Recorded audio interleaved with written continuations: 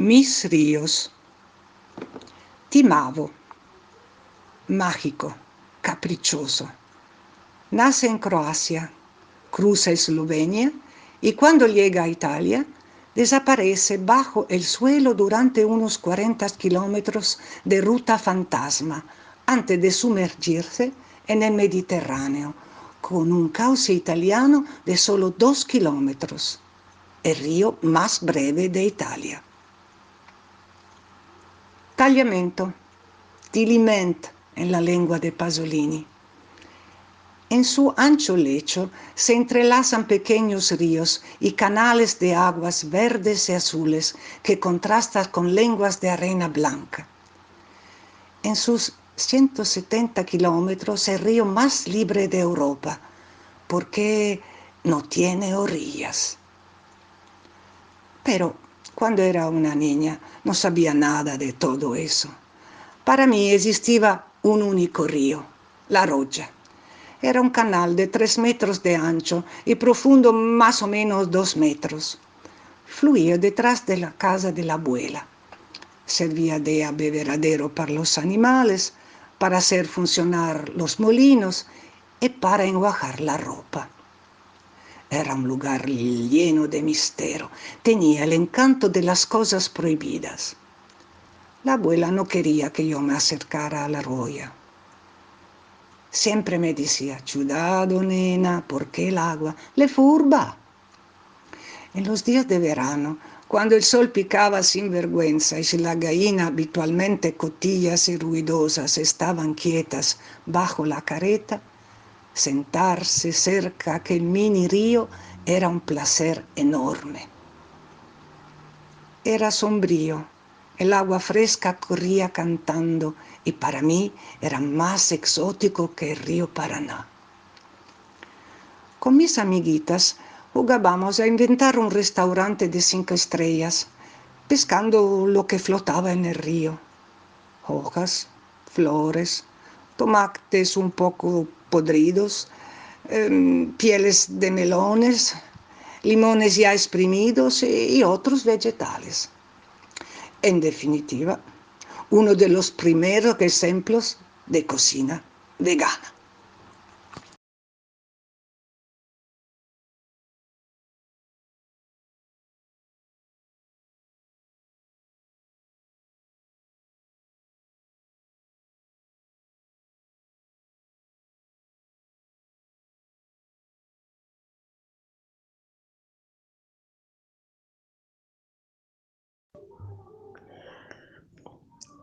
Era un agradable día de julio, pero con una ligera brisa.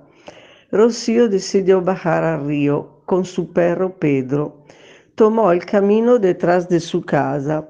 Era un sendero un poco empinado, pero lo acababan de limpiar los agricultores que lo usaban para acceder a sus campos.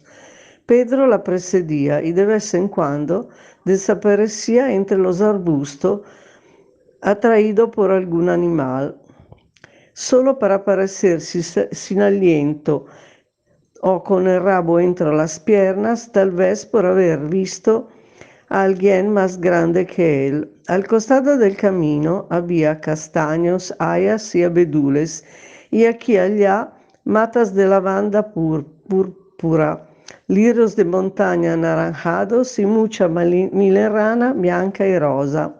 En el aire un aroma de flores silvestres calentados por el sol. A ella siempre le asombraba tanta belleza y paz. Al final del camino, cruzando una carretera, después de pocos pasos apareció la franja plateada del río, con el agua fluyendo clara entre piedras y grandes cantos rodados. Cuando llegó donde el río formaba un pequeño lago, Pedro inmediatamente entró en el agua. Ella se desvistió y hizo lo mismo. El contacto con el agua la regeneró. Luego de un pequeño baño salió y se acostó al sol. Sintió tal sensación de bienestar que las lágrimas de emoción le brotaron de los ojos. Fue en ese momento que tomó la decisión que la atormentaba desde hacía días. Ya no tenía duda, rechazaría la oferta de trabajo en la ciudad y se quedaría en su pequeño pueblo de montaña que amaba tanto y donde ella tenía sus raíces.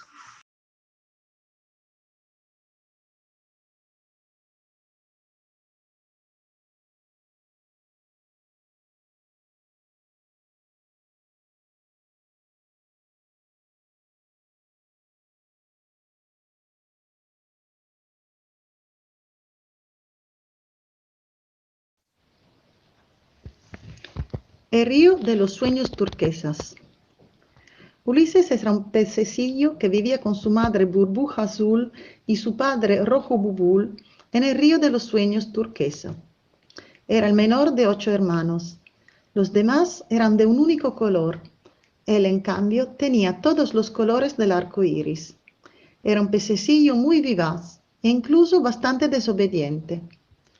El río de los sueños turquesas estaba rodeado de altos chopos verdes y perfumadas acacias florecidas, y el agua corría siempre en la misma dirección, hacia... ¿Hacia dónde?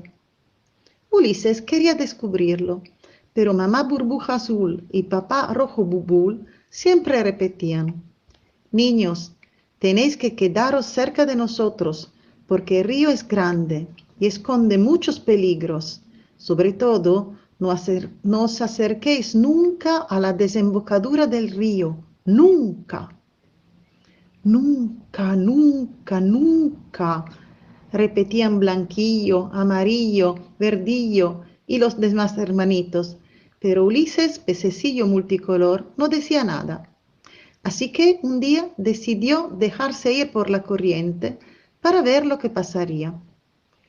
Bajo los chopos vio 2 humanos que tenían en sus manos un palo con un cable. ¿Qué será esta cosa?, se preguntó Ulises y se acercó para ver mejor. ¡Huye, huye!, le gritó un anciano pez gris con gafas, un poco gordo. Son pescadores, te van a capturar. Ulises atisbó un pobre pez clavado a la caña de pescar, que se contorsionaba con una mirada de muerte en los ojos, y huyó a toda velocidad. Vuelve a tu casa rápido, le aconsejó el pez con gafas, pero Ulises, pececillo multicolor, decidió seguir adelante. De repente, el agua del río perdió su color azul transparente y se volvió de un marrón amarillento desconocido, con un sabor asqueroso y un hedor insoportable. Ulises empezó a toser. ¡Aléjate, niño! ¡Es peligroso! Era otra vez el pez gris con gafas, que lo observaba desde lejos. Es un desagüe industrial, le explicó. Si te quedas ahí, te vas a morir envenenado. Ulises atisbó unos peces flotando en la superficie del río y huyó cuanto más rápido podía. Vuelve a tu casa rápido, le aconsejó el pez con gafas, pero Ulises, pececillo multicolor, decidió seguir adelante. La corriente se hizo más fuerte, el paisaje iba cambiando, las orillas del río estaban cada vez más lejanas y se podía vislumbrar una cantidad desmesurada de agua azul celeste. ¿Y eso qué es?, se preguntó Ulises, abriendo los ojos maravillados. No te acerques, niño, es el mar. No es para pececillos como tú, es peligroso. ¿Otra vez tú? Déjame en paz, por favor. Quiero conocer el mundo, se enfadó Ulises y decidió seguir adelante. Y así, Ulises, pececillo multicolor, se fue, siguiendo su camino y sus deseos. Descubrió dónde acababa el río, se enteró de lo que era el mar y de muchas otras cosas. Sus hermanitos, abriendo y cerrando las bocas, seguían repitiendo: nunca, nunca, nunca.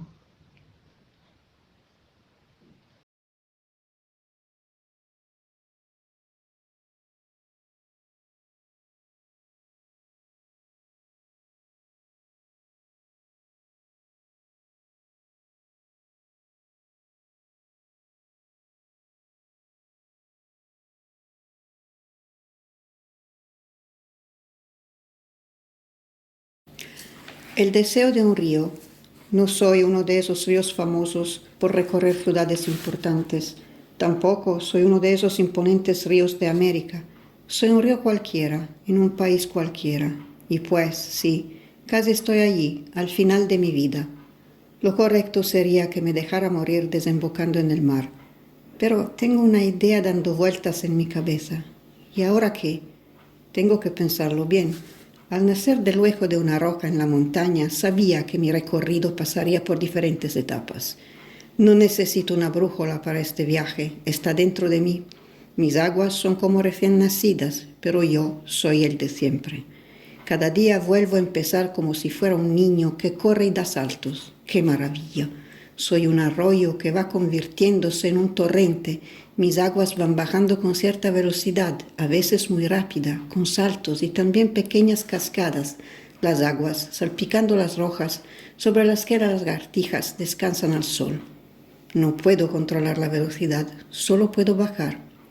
Llegando más abajo, la velocidad es más moderada y mis aguas fluyen en un recorrido con curvas y meandros.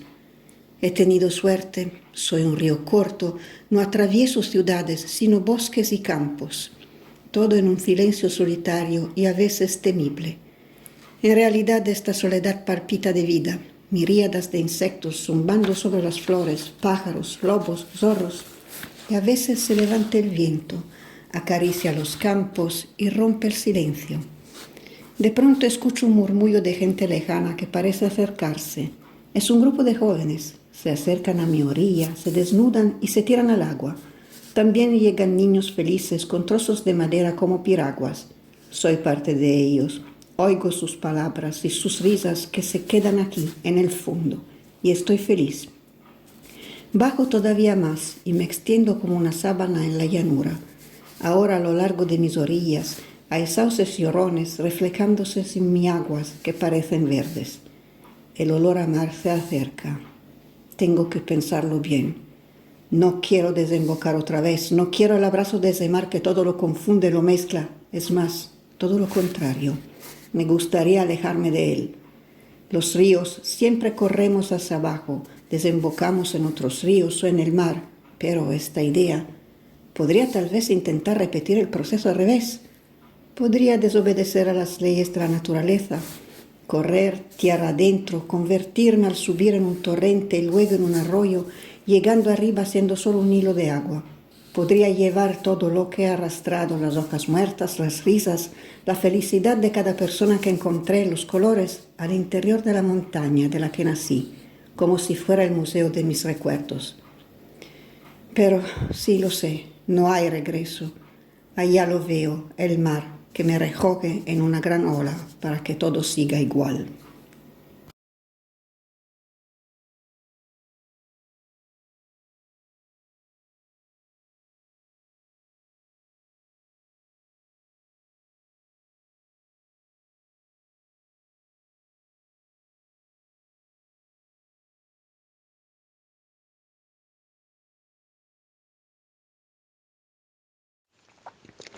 El río Magdalena.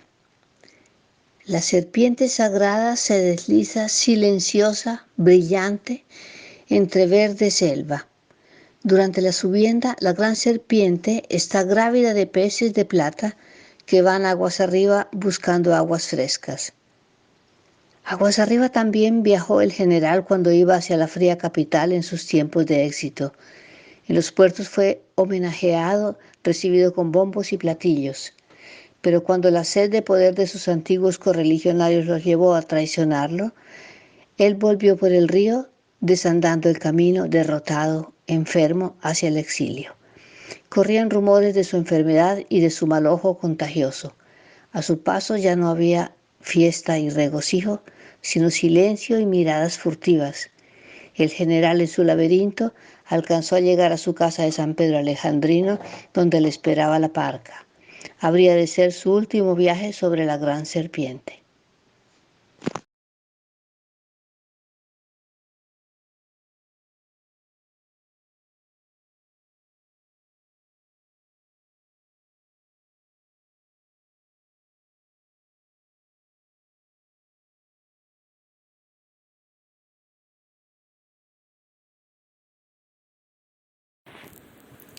El río.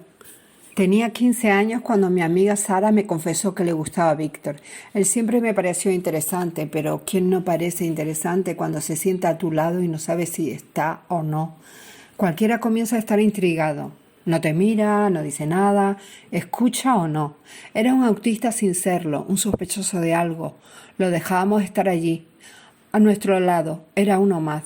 Mi amiga, la admiradora secreta de Víctor, era una mujer que disfrutaba del leve movimiento de las alas de una mariposa, y por ello pensé en aquel momento que supo comprender la fragancia del clavel más raro.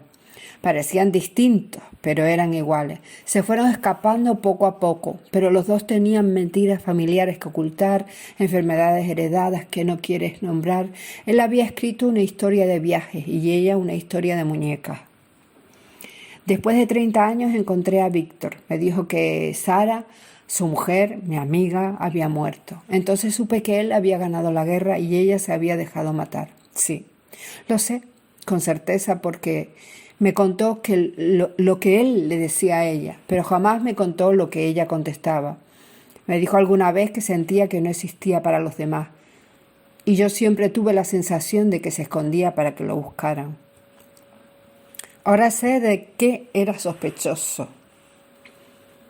De ausencia. Cuando fuimos jóvenes, él estaba aprendiendo del grupo a ser agradable, a tener el gesto adecuado, a imitar para poder representar lo que es correcto en cada momento. Pero no siente, no se conoce porque no existe. Silencioso o sigiloso, sensible o extremadamente crítico, discreto o asumiendo protocolos. No tiene alma, la vida ocurre ajena. ¿El dolor del otro le consume o es el placer de no ser él quien sufre ese dolor? Aquella mujer sufría de amor. Él estaba en otro sitio. No podía entender cómo un hombre tan maravilloso estaba tan lejos. No, él nunca estuvo, nunca la amó, la usó. Los seres humanos somos los leones de la selva y las ratas de la ciudad. Sabemos adaptarnos. Ellos, como nosotros, recorremos el río, el mismo río. Blanca Quesada. Un saludo a todos.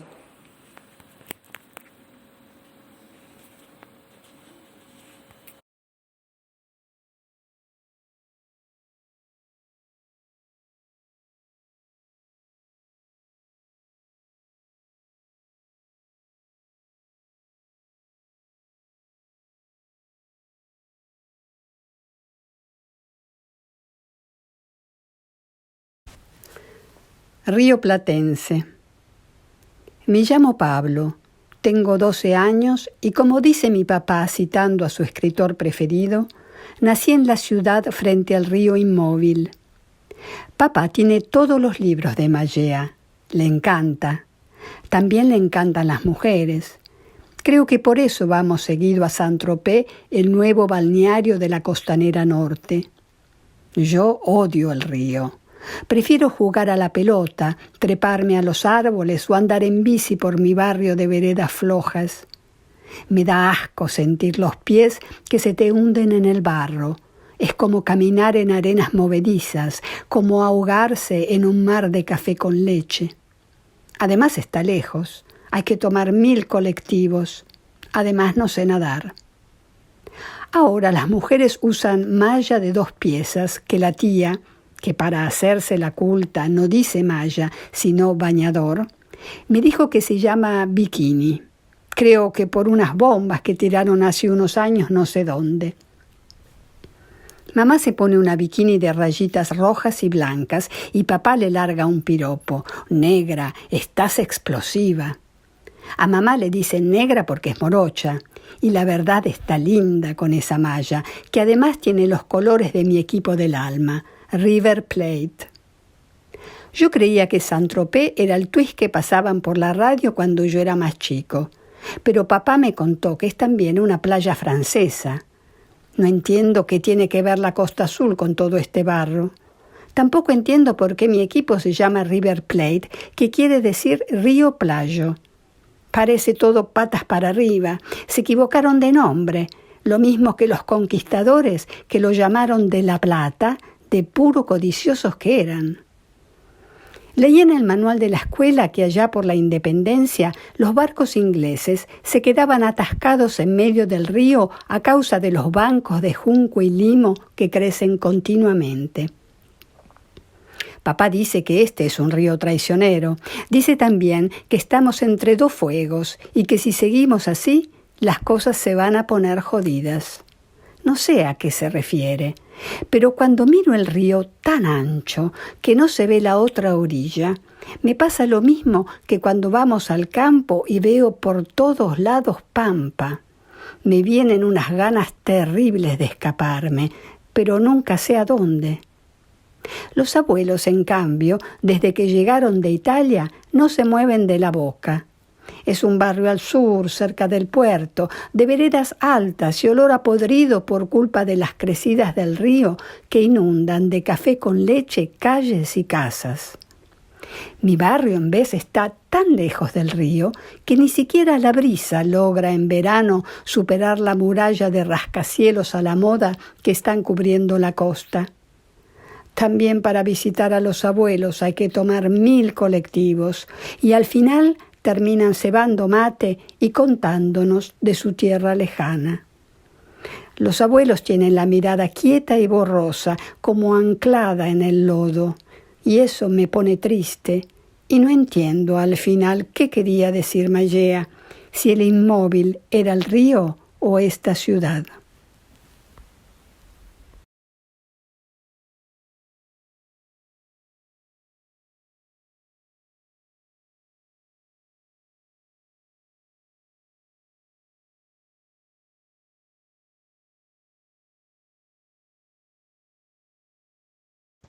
Un encuentro al río.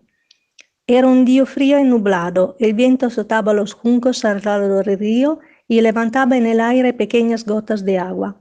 Ana iba andando despacito con su perro, un setter inglés blanco y negro. No encontró a nadie, hasta cuando llegó a su sitio preferido, una curva del río que formaba un refugio perfecto, ya que el viejo árbol poderoso, con sus ramas desnudas, escondía la vista desde el sendero. Tras acomodarse sobre su roca preferida, que tenía un apoyo natural para los riñones, se dio cuenta de que al fondo del sendero un hombre pintaba su tela, apoyada en un caballete. Ana quedó un rato mirándole y luego decidió acercarse al hombre y sin hacer ruido se paró a su lado, pero detrás de él, de manera que el hombre no pudiera verle mientras que ella observaba sus pinceladas capaces e intensas. Estuvo mirándole, le gustaba observar a las personas y él tenía un aspecto familiar. El perro seguía buscando olores y pasó bastante tiempo antes de que volviera y se echara cerca de ella. En fin, el hombre se dio cuenta de su presencia y le sonrió. Su mirada era dulce como el terciopelo, el pelo largo movido por el viento, un color castaño con los hilos de plata como reflejos del sol. Ana quedó encantada, sin emitir un sonido, acunada por el sentimiento de amistad, quizás de amor, que el hombre le inspiraba. Le vinieron a la mente recuerdos de su juventud, otro día, otro río, su primer enamorado. Jordi era un joven tranquilo, un estudiante riguroso, que la hacía sentir como a una reina, y Ana pensaba que habría sido para siempre. En cambio, el joven, que era muy religioso, la dejó para entrar en el seminario y seguir su vocación. Ana sufrió muchísimo y a pesar del tiempo que pasaba, de los hombres que conoció, nunca se atrevió a formar una familia, siempre pensando en su amor perdido. El sol se asomó a través de las nubes, calentando el aire. El perro, cansado por la inmovilidad, ladró, rompiendo la burbuja del silencio.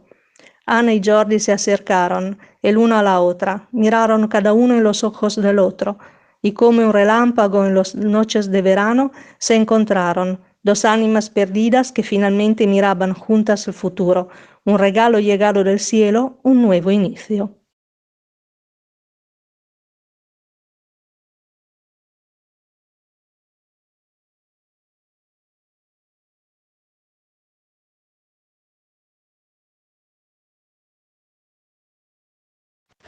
El río no tenía fin, parecía infinito de verdad. Una cantidad de agua descomunal parecía no moverse hacia ninguna dirección. Por la noche, pequeños peces luminosos saltaban haciendo sus exhibiciones delante de nuestros ojos pasmados. Pirañas nadaban tranquilos, no dándose cuenta que serían comidos por la noche. Aves llenos de colores vívidos aparecían solos o en grupos en el cielo o sobre los árboles alrededor de nosotros. Todo parecía extraño y irreal. El río de Amazonas continuaba su vida entre los escasos seres humanos que allí vivían o visitaban. Yo volví a mi casa con un fuerte recuerdo todavía imprimido en mi corazón.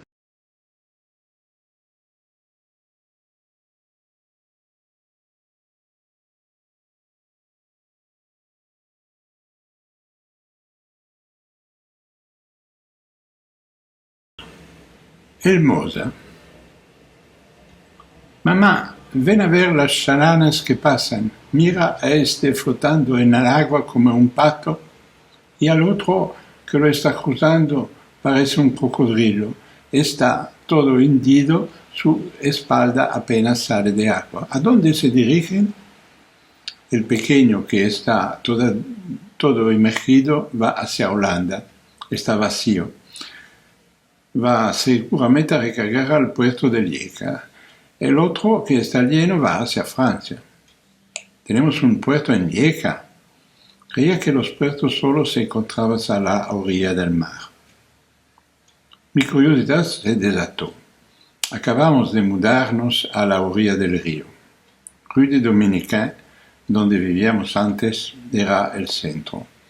Desde la veranda, donde me gustaba observar la vida de la ciudad, solo se veía una calle comercial, la catedral en el fondo y afortunadamente el cine de frente que cambiaba de programa los jueves. Mi alegría era descubrir los carteles pintados que ilustraban la nueva película en el programa.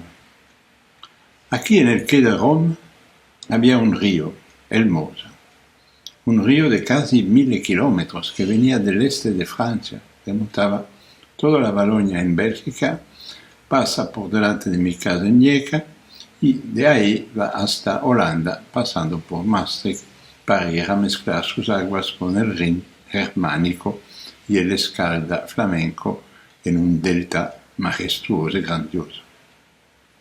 Y eso no es todo. Delante de mi casa el Ourthe, un río bien ardennés, confluía con el Mosa y para evitar la sobrecarga se desviaba hacia un pequeño canal llamado la Derivación, que daba la vuelta a la ciudad. Un paje en la punta que separaba las aguas albergaba un club náutico. Acogía a los bañistas, de los que no tardé en formar parte, y organizaban carreras de remo que podías mirar con entusiasmo desde mi ventana. Pero lo que más me gustaba eran las chalanas y las familias de marineros que las conducían. Los observaba trabajar, el marido que estaba al timón, la señora que colgaba su ropa y el marinero que limpiaba el puente cerca de su pequeño camarote en la parte delantera del barco. Algunos incluso tenían un pequeño auto en la parte de atrás. Había visitado con mis padres el barco de la familia holandesa de nuestro criado. Y dice que pasó toda su vida en mi familia, poseía una chalana de pequeño tamaño, como se podía encontrar en aquella época. Toda la parte trasera era como una casita. Recuerdo el comedor, todo de madera barnizado, las pequeñas cortinas a cuadro verde que difundían una luz íntima. Los olores marineros que se mezclaban con los aromas de la copiosa comida que nos servían. Me parecía ideal vivir en el agua, como si estuviéramos en el campo, detenernos en una bella ciudad, viajar en plena libertad por la red de ríos y de canales y a veces llegar hasta el mar. ¿Por qué no?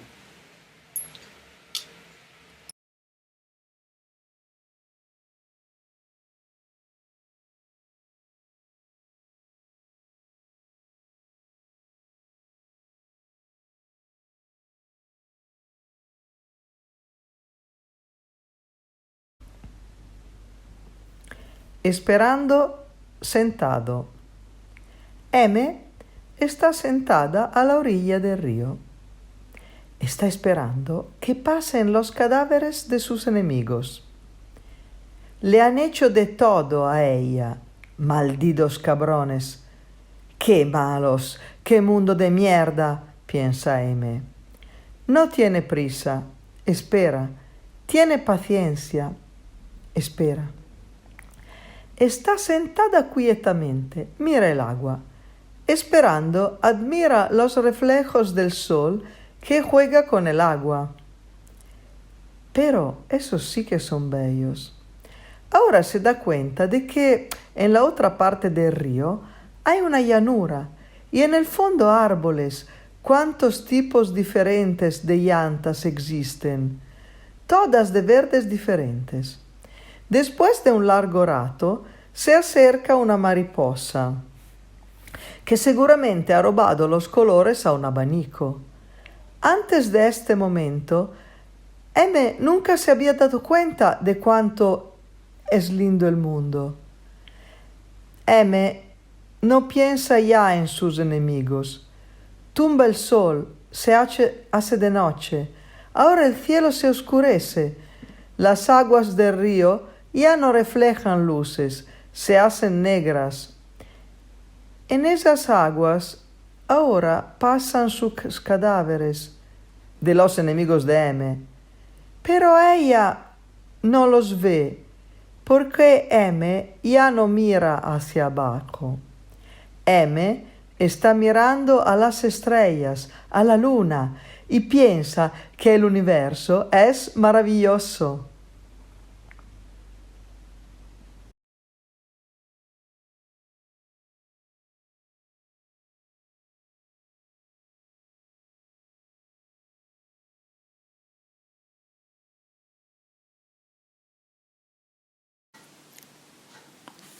El perro es inocente.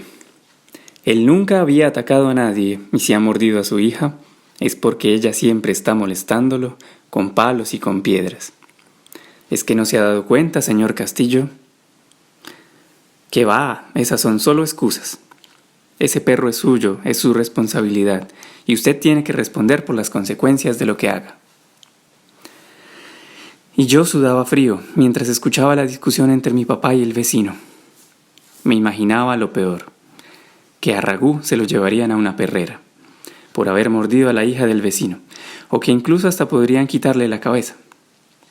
¿Y qué debía hacer yo entonces, con mis 7 añitos apenas, para salvar a mi perro? Y entonces, como un rayo venido quién sabe de dónde, llegó a mi cabeza la idea, nuestra gran solución ante la ira del vecino, el río. En 5 minutos estaríamos ahí, y si lográbamos atravesarlo estaríamos salvados Ragú y yo, y ya ningún vecino podría separarnos. Así que sin pensarlo 2 veces, le puse el collar y salimos corriendo por la puerta de atrás. Me pareció una eternidad, pero finalmente llegamos a la orilla. Se llamaba Suratá aquel río, y a mis 7 años me parecía el río más ancho del mundo, ancho y profundo.